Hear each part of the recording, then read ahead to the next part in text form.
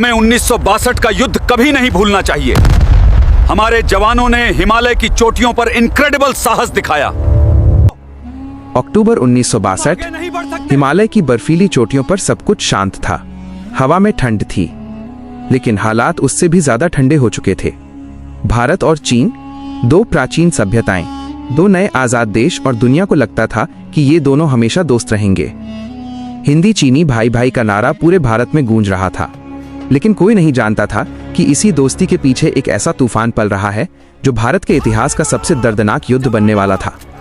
एक ऐसा युद्ध जिसमें भारत को सिर्फ जमीन का नुकसान नहीं हुआ, बल्कि टूटा था विश्वास। और इसी युद्ध ने भारत को सिखाया कि अंतर्राष्ट्रीय राजनीति में स्थायी दोस्ती नहीं होती, सिर्फ हित होते हैं। ये कहानी है 1962 के भारत चीन युद्ध की। 1947 में भारत आजाद हुआ। 1949 में माओ जेडोंग ने चीन में कम्युनिस्ट शासन स्थापित किया। भारत के पहले प्रधानमंत्री जवाहरलाल नेहरू एशियाई एकता में विश्वास रखते थे। नेहरू मानते थे कि भारत और चीन मिलकर एशिया का भविष्य बदल सकते हैं। 1954 में पंचशील समझौता हुआ। दोनों देशों ने शांति और सहयोग का वादा किया। पूरा भारत हिंदी चीनी भाई भाई के नारों से गूंज उठा। लेकिन इसी समय चीन चुपचाप अपनी रणनीति बना रहा था। तिब्बत भारत और चीन के बीच एक बफर जोन था, लेकिन 1950 में चीन ने तिब्बत पर कब्जा कर लिया। ये भारत के लिए खतरे की घंटी थी, क्योंकि अब चीन सीधे भारत की सीमा तक पहुंच चुका था। भारत ने विरोध तो किया, लेकिन कोई कठोर कदम नहीं उठाया। 1959 में तिब्बत में विद्रोह हुआ। तिब्बत के धार्मिक नेता दलाई लामा भारत आ गए। भारत ने उन्हें शरण दी। यही बात चीन को बहुत बुरी लगी और यहीं से रिश्तों में दरार शुरू हुई। भारत और चीन के बीच सीमा स्पष्ट नहीं थी। पूर्वी सीमा पर मैकमोहन लाइन थी। भारत उसे मानता था, लेकिन चीन उसे अवैध बताता था। पश्चिम में अक्साई चीन का इलाका विवादित था। भारत उसे अपना मानता था, चीन उसे अपने नियंत्रण में चाहता था। और सबसे बड़ी बात, चीन ने अक्साई चीन में सड़क बना ली। भारत को पता भी नहीं चला। जब पता चला, तब तक बहुत देर हो चुकी थी। 1961 में भारत ने फॉरवर्ड पॉलिसी अपनाई।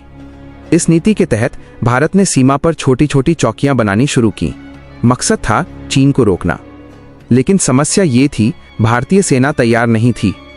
न पर्याप्त हथियार, न पर्याप्त सर्दियों के कपड़े, न सही रणनीति। लेकिन आदेश साफ था, सीमा पर डटे रहो। 20 अक्टूबर 1962 सुबह का समय, अचानक चीन ने हमला कर दिया। लद्दाख और नेफा में भारी गोलाबारी शुरू हो गई। भारतीय सैनिक हैरान रह गए, क्योंकि हमला अचानक और बहुत बड़ा था। चीन पूरी तैयारी के साथ आया था। भारतीय सेना संख्या और हथियार दोनों में कमजोर थी, लेकिन हिम्मत में नहीं। नमकाचू, युद्ध का सबसे महत्वपूर्ण मोर्चा। भारतीय सैनिकों को आदेश था हर हाल में मोर्चा संभालना है, लेकिन चीनी सेना ऊंचाई पर थी। रणनीतिक बढ़त उन्हीं के पास थी। भयंकर लड़ाई हुई। भारतीय सैनिकों ने बहादुरी दिखाई, लेकिन भारी नुकसान हुआ। यहीं से हालात बिगड़ने लगे। अगर 1962 युद्ध में किसी लड़ाई ने इतिहास लिखा, तो वो थी रेजांग ला। 18 नवंबर 1962 मेजर शैतान सिंह के नेतृत्व में 120 भारतीय सैनिक मोर्चे पर डटे थे। सामने हजारों चीनी सैनिक। ठंड इतनी कि सांस लेना मुश्किल, लेकिन भारतीय सैनिक पीछे नहीं हटे। गोली खत्म होने तक लड़े। हाथापाई तक लड़ाई पहुंच गई। 120 में से 114 सैनिक शहीद हो गए, लेकिन उन्होंने चीन को भारी नुकसान पहुंचाया। रेजांगला आज भी वीरता की मिसाल है। वॉलोंग सेक्टर में भारतीय सैनिकों ने जोरदार प्रतिरोध किया। यह युद्ध का ऐसा मोर्चा था जहां भारत ने आक्रामक जवाब दिया, लेकिन संसाधनों की कमी भारी पड़ी। फिर भी भारतीय सैनिकों ने दिखा दिया कि हौसले हथियारों से बड़े होते हैं। तवांग का पतन। तवांग रणनीतिक रूप से बेहद महत्वपूर्ण था। चीनी सेना तेजी से आगे बढ़ी। भारतीय सेना को पीछे हटना पड़ा। तवांग चीन के कब्जे में चला गया। ये भारत के लिए बड़ा झटका था। दिल्ली में हालात तनावपूर्ण थे। प्रधानमंत्री नेहरू दबाव में थे। जनता सदमे में थी। देश को यकीन नहीं हो रहा था, जिस चीन को दोस्त माना वही हमला कर चुका था। रक्षा मंत्री वीके कृष्ण मेनन पर सवाल उठने लगे। सरकार की तैयारियों पर गंभीर आलोचना हुई। अमेरिका और ब्रिटेन ने भारत की मदद का प्रस्ताव दिया। जॉन एफ कैनेडी ने भारत को सैन्य सहायता भेजी। सोवियत संघ उस समय क्यूबा संकट में उलझा था। भारत वैश्विक स्तर पर समर्थन जुटा रहा था, लेकिन युद्ध भूमि पर समय निकलता जा रहा था। 14 नवंबर नेहरू का जन्मदिन। उसी दिन चीन ने दूसरा बड़ा हमला शुरू किया। भारतीय मोर्चे टूटने लगे। चीनी सेना तेजी से आगे बढ़ रही थी। स्थिति गंभीर थी। असम तक खतरा मंडराने लगा। देश में डर का माहौल था। नेहरू ने रेडियो पर देश को संबोधित किया। उनकी आवाज में दर्द था। उन्होंने माना स्थिति गंभीर है।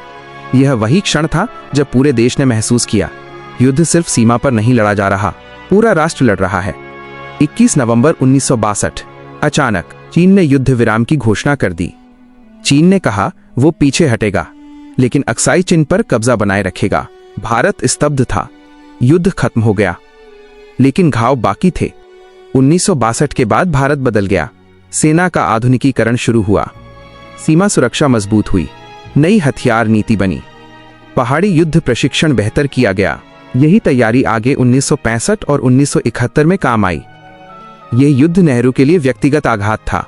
उनका चीन पर विश्वास टूट गया। उनकी छवि कमजोर हुई। कहा जाता है 1962 का दर्द उनके जीवन से कभी नहीं गया।